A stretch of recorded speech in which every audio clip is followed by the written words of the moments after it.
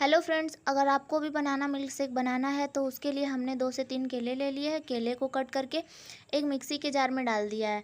यहाँ पे हम 2 कप दूध और 2 इलायची, मीठा करने के लिए हम यहाँ पे शक्कर का यूज करेंगे। आप चाहो तो हनी का भी यूज कर सकते हो।